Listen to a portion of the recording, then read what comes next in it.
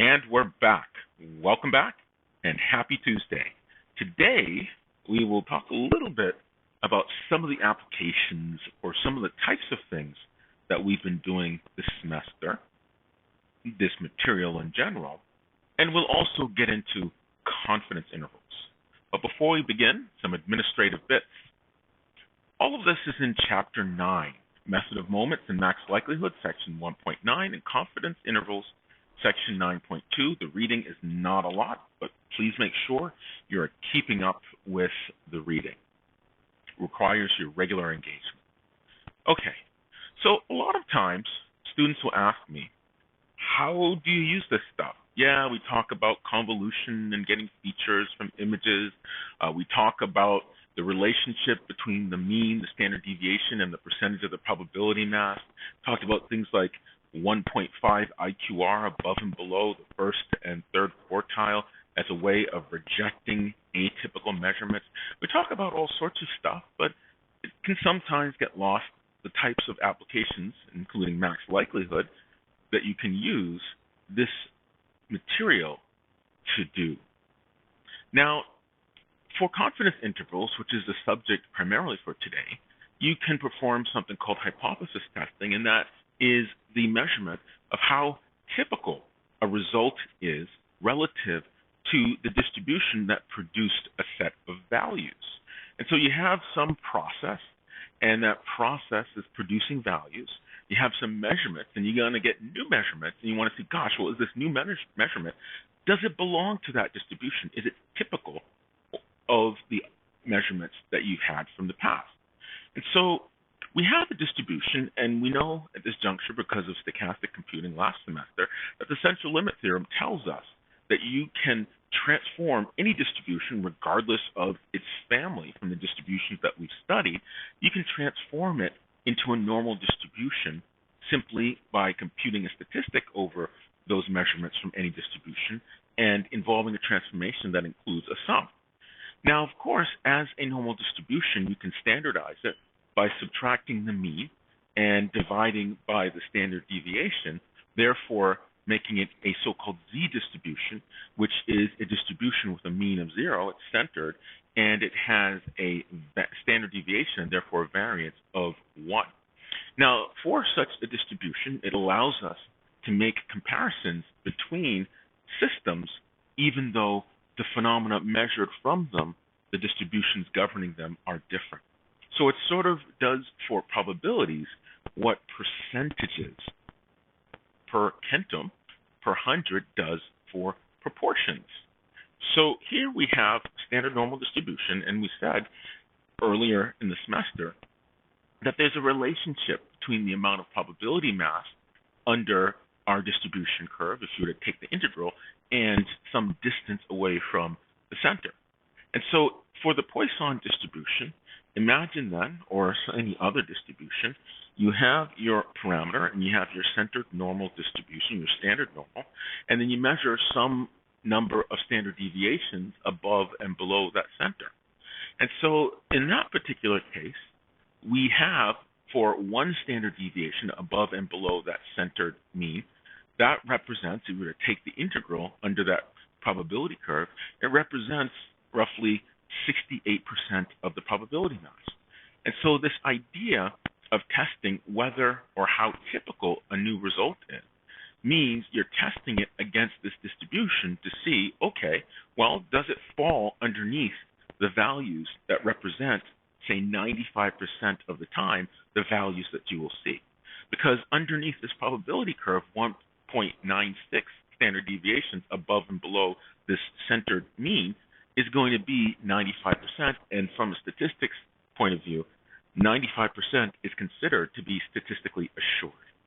And so this is a so-called hypothesis testing, and it relates to confidence intervals, which is a boundary set of values, a range, that at some probability will cover or include some ground truth parameter. Okay, and so this was used in a project I did with an undergrad called Physical Therapist in a Box. And the idea was, what if you could take a physical therapist home with you? Now, we used motion capture technology to effectively measure the gait of somebody with some pathology, relearning how to walk, maybe a hip replacement, maybe an injury. And so you get constant feedback, and the idea is essentially to do outlier detection with somebody's joint motion, outlier detection to ask the question, is this current motion typical of what healthy motion should be for walking gait? And so this is the hardware from a company, Xens, where we bought this on research grant, and each one of these little orange boxes instrumenting the subject is an inertial measurement unit.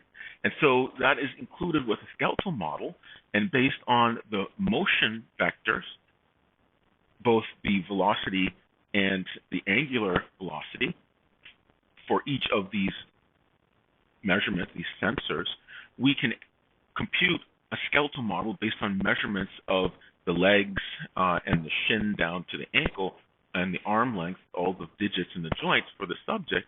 We can compute a skeleton and tell you where each joint is moving, how it's moving, and what the trunk and all of the joints are doing motion-wise. And so we take our motion capture hardware, input that motion, those motion vectors into software. We had a set of experiments where we'd have the person wear something to elevate one foot a little more than the other, and then we create a statistical model of what human walking is, and we therefore quantify what normal is, and then we use new motion to measure this idea of atypical motion in walking. And so with a simple interface, you can say something like your joint motion is typical, doing well, or it's atypical, not going well, in a simple interface to let the user know, hey, your gait is off somewhat in the following way. Here is a list of the sensor measurements. We only measured the lower part of the body, not the arms, just the hips, the thigh, the shin, and the instep. And then we used a normal model for the motion trajectory for various motion vectors. And then we had a sliding window over these time series data measurements for the skeletal model based on the IMU measurements. And then from the sliding window, we bootstrap a normal distribution and then do outlier detection. All right, so that's the method that we used.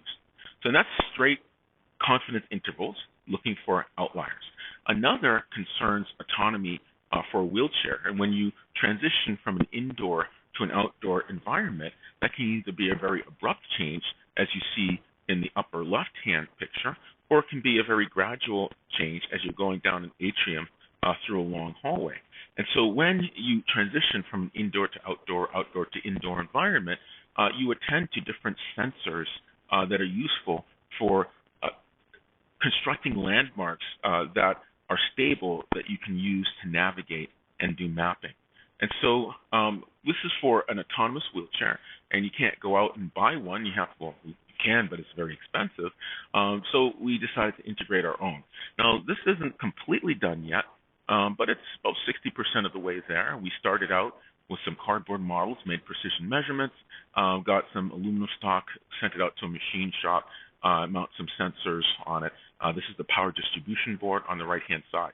So with this wheelchair, the idea then is to transition attending to sensors, processing these sensor signals, including computer vision, which we talked a little bit about, appearance-based representations, in order to describe landmarks in the environment. Now, this particular image is one that makes use of something that is a lot like max likelihood estimation. And with this, it's a form of Monte Carlo localization. And the idea then is that you have some sampled versions of the robot, and there's the control yoke. And for each of these samples, you are matching that against the actual sensor measurements for the robot to determine which of these little sampled robots are the actual position. And that matching is done literally as a product likelihood model. You have sensor measurements from the planar measurements, the slices, for the LiDAR coming off of the robot, and then you're matching each one of those actual range measurements for the robot against each one of these proposed robots to get your actual robot position. And so this is Monte Carlo localization, and it's literally using a product likelihood model comparing the actual measurements against the proposed measurements. Now, of course, that first example was a simple rectangular room, but this example is a much more sophisticated, larger area. And so as this thing wanders around, it believes that it is one of these proposed robots, and then the actual rays there from the laser positions or scans from the LiDAR are the actual measurements that the robot is getting. And so it's literally doing a product likelihood model matching the laser measurements to the proposed measurements for each one of these robots. And then it narrows into the actual position. Now, of course, it can diverge, and then once it gets some good measurements again in the environment, it collapses down to the actual measurement for the real robot. And so here, these proposed robots are starting to diverge until we get to some very rich features in the environment that the robot can very precisely match through this product likelihood model to one of the proposed robot positions.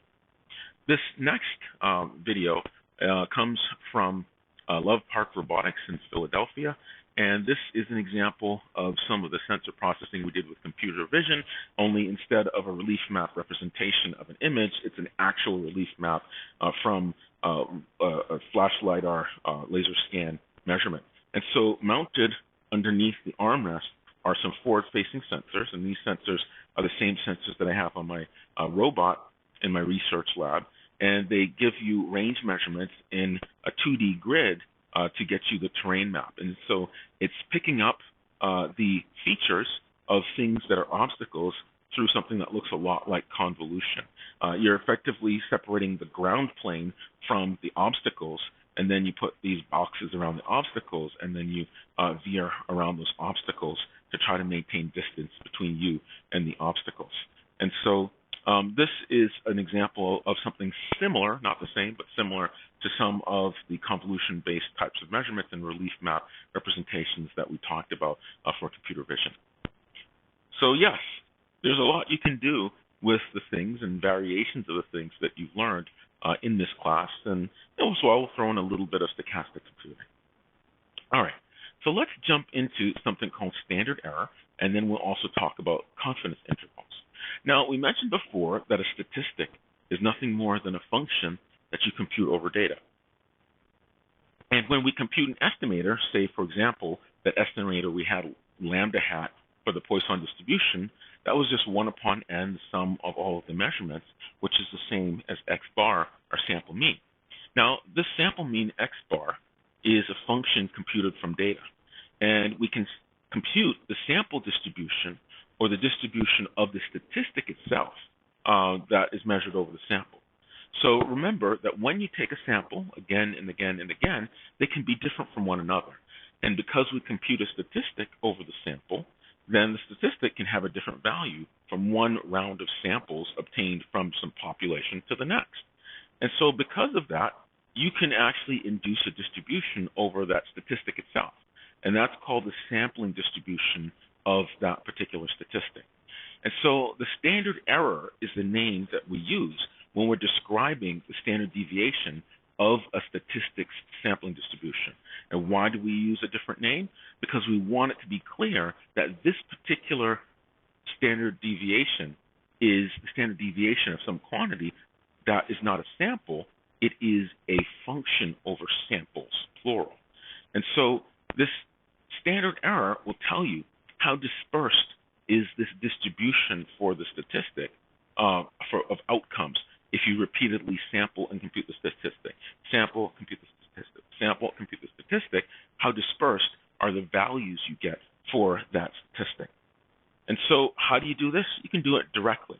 Let's take, for example, the variance equation you get from moments, and we have the standard error of a statistic, S of theta hat, the square root of the variance of theta hat. Okay, for the Poisson, you know that mu is equal to lambda, and variance, sigma squared, is also equal to lambda. So now if we compute the max likelihood estimator for lambda or the method of moments estimator for lambda, we get the same x bar. Well, that's kind of good.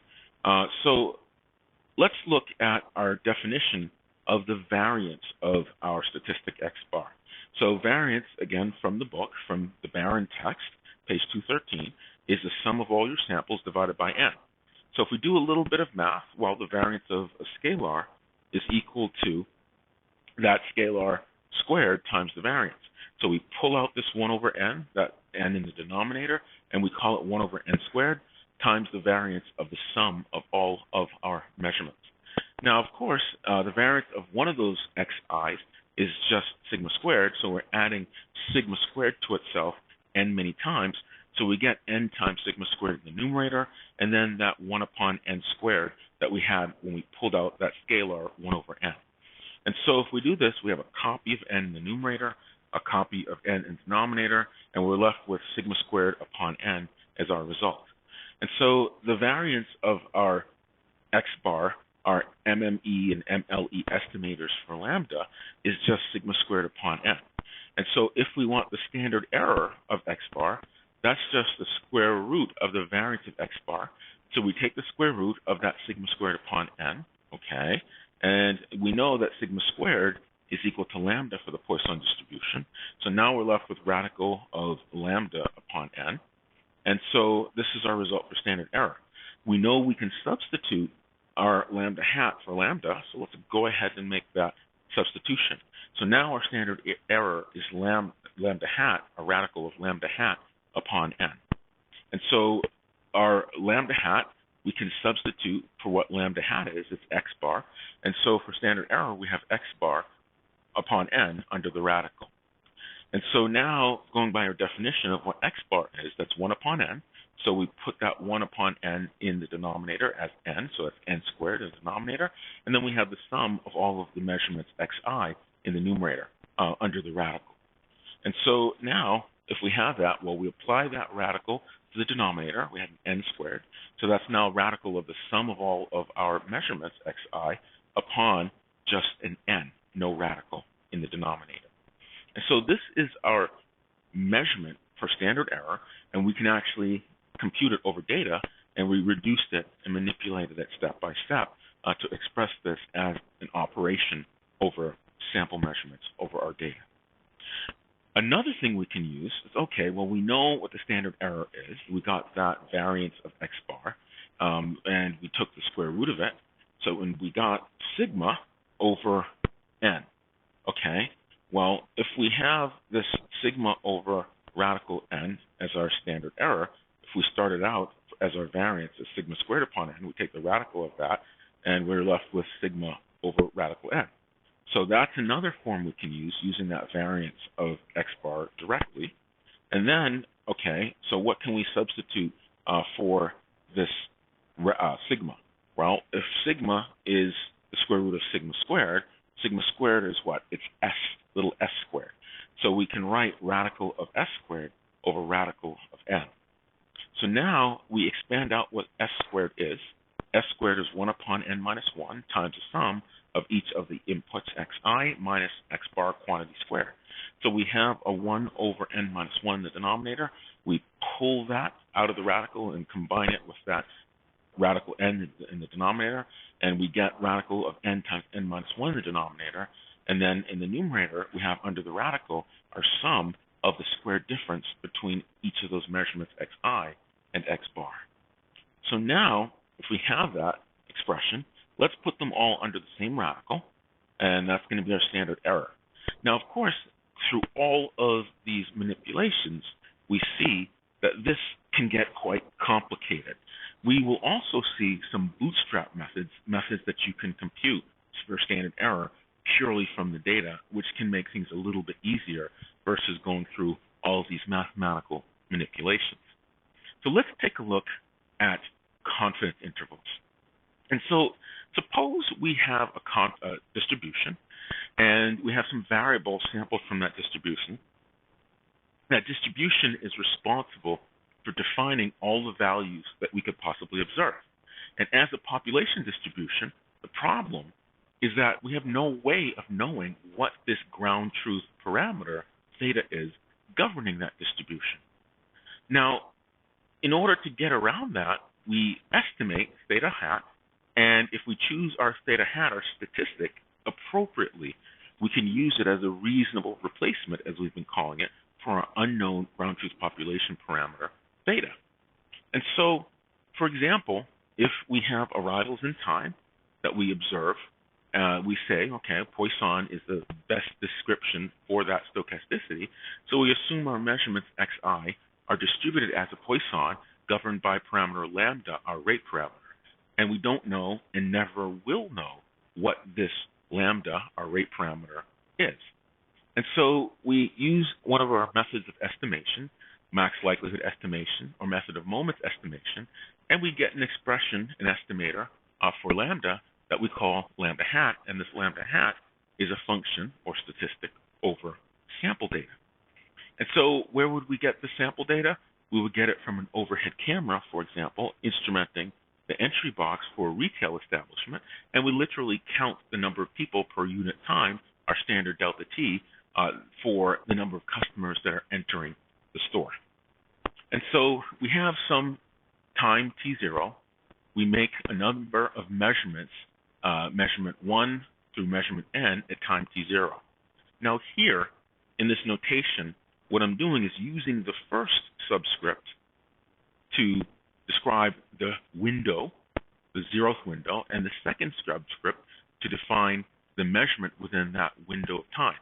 And so we have the zeroth window, the first measurement, second measurement, up to the zeroth window, the nth measurement. So given that set of measurements, what do? I go ahead and I compute my lambda hat for that zeroth time interval over which I take those n many samples. So I do that again at time interval number 1.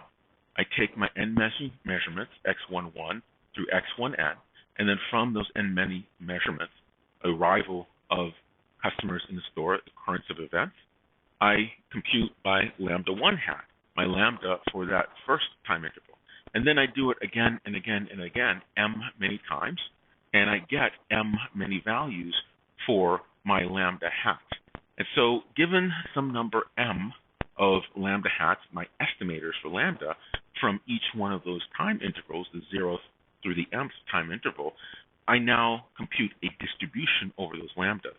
And that distribution represents the so-called sampling distribution for my statistic lambda. Now, of course, as a distribution, that distribution has a center, it has a mean, and that's the mean of the sampling distribution for my statistic lambda hat. And it also has a standard error, which is the square root of the variance, the standard error describing the dispersion. And that standard error is a standard error for my sampling distribution for lambda hat. And so the mean is the probabilistic average value for my lambda hat, and the standard error is the dispersion for my statistic lambda hat. And this is what my sampling distribution is. And so a single estimator, we know that by the sheer nature that it's a sample, those samples are never going to be the same every single time. That's just the nature of sampling. And so any estimator that you calculate for a population parameter, it's never going to be completely correct. There's going to be some difference by the sheer fact that this estimator is computed over samples which are different from one another as you continue to take samples from that population. And so error then will be what we call the difference between what you have, which is our statistic theta hat, and what you want, which is that unknown ground truth parameter of theta. And so therefore sampling error is the error in the statistic due to this fact that samples from one round to the next of sampling are going to be different from one another. So the question then is, how much trust can you invest then in your statistic theta hat? And so a way is needed to measure this idea of how far off you are with the statistic, or how typical a value is relative to all of the values that this statistic could take on. And so this is a means of expressing values of a statistic and their associated so-called confidence, which is what confidence intervals do. And so let's go into formal definitions. A confidence interval is some interval A and B. It's on the real number line, and A and B are numbers, so it's inclusive, it's closed interval, inclusive of the endpoints.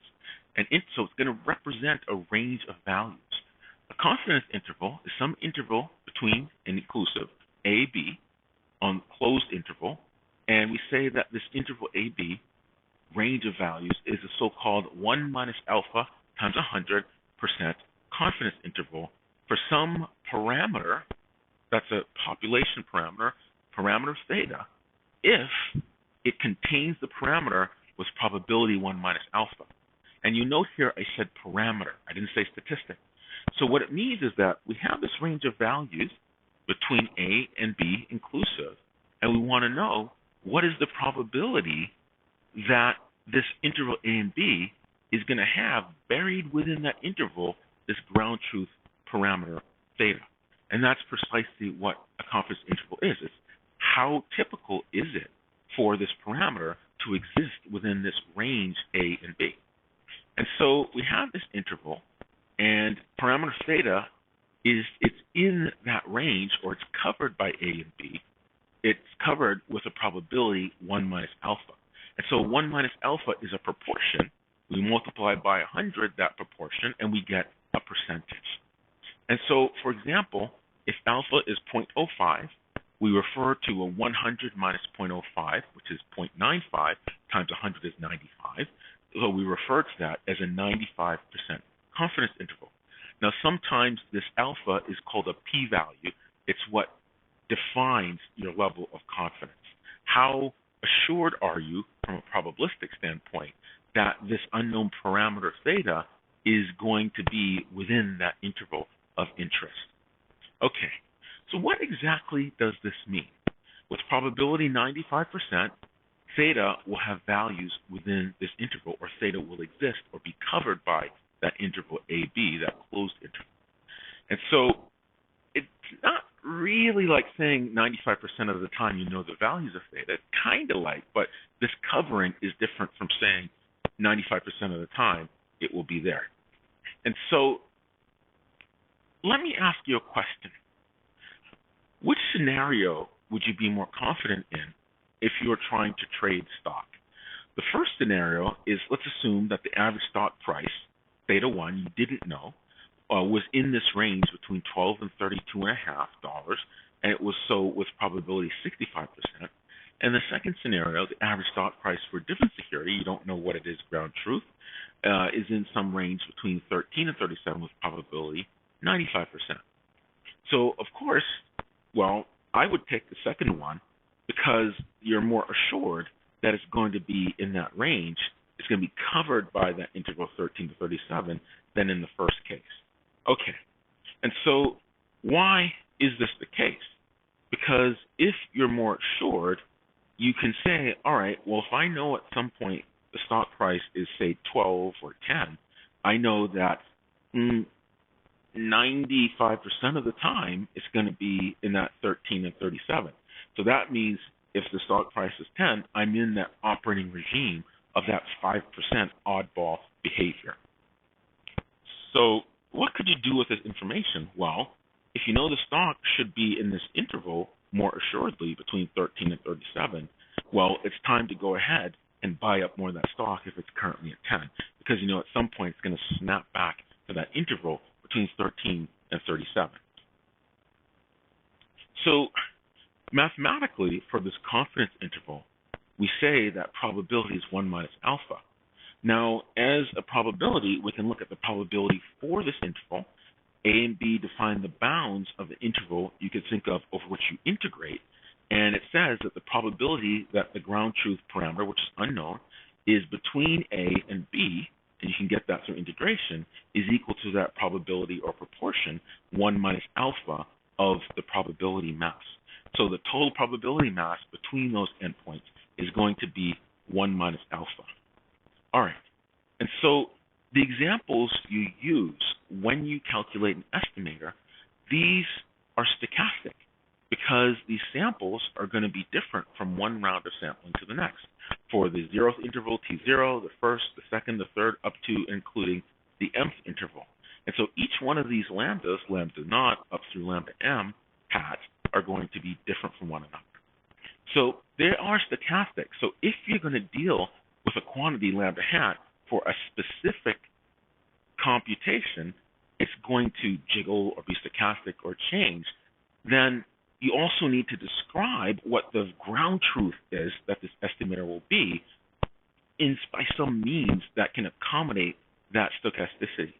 So the interval AB associated with your statistic and the associated probability talks about this idea of covering theta's value.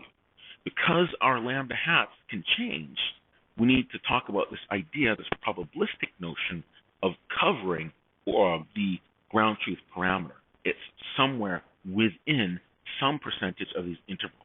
So this interval AB is also stochastic, so we need to talk about something that talks about the probabilistic nature of this being a good interval. And so you're given a fixed population parameter, you sample multiple times and get a difference confidence interval. And we said a 1 minus alpha times a 100% confidence interval says and talks about the proportion of the confidence intervals that will cover theta's value. And so if there's an error due to sampling, the question we're asking is how likely are we to get a range of values that includes our unknown theta, our ground truth population parameter.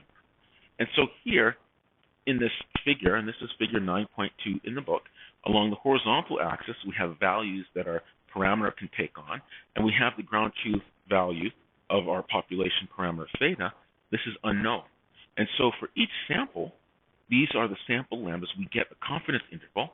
A is here and B is there. And so the confidence intervals for the same parameter is obtained from different samples of data. These confidence intervals are going to change. They change because it's based on a sample, and the samples can be different. And so what this proportion talks about, this probability associated with the confidence interval, it says for each version of lambda or sample draw that you take, you have a different range A and B. What proportion of these intervals are going to cover or have theta lurking within the region defined by these intervals A, B? And that's what your confidence interval proportion means. Okay, and so let's take a look at MATLAB. And we won't bring up MATLAB, but we'll certainly show what the API call param-CI. Now, param-CI gives you the confidence intervals for probability distribution parameters. And so there's a specific MATLAB call to do that, and you take your distribution, like your normal distribution, you have its parameters, you perform param-CI, and it gives you literally the confidence intervals for the ground truth parameters associated with the parameters for that distribution. Okay, and so you could try that in MATLAB. I encourage you to go and look at that example because it's something that we will use for a project later, a little bit later this semester. All right, so with that, that's all I had. And as usual, please stay healthy, stay safe, and I'll see you all on Thursday.